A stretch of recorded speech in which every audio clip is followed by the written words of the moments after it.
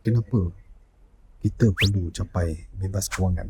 Seperti mana yang terlihat, inilah dia salah satu nikmat yang anda boleh dapat, yang anda boleh capai kalau anda dah capai bebas kewangan. Kerana sekali kita nak fikirkan, nak atau tak nak, seseorang itu akan mencapai usia persaraan kalau panjang umur. Iaitu kalau kat Malaysia umur persaraan adalah 60 tahun. Nak atau tak nak, kalau hidup umur panjang bila sampai 60 tahun, maka seseorang itu akan bersara, betul tak? Tapi kalau seseorang itu dapat capai bebas kewangan lebih awal di usia muda, maka dia ada pilihan untuk bersara, untuk mencapai persaraan lebih awal.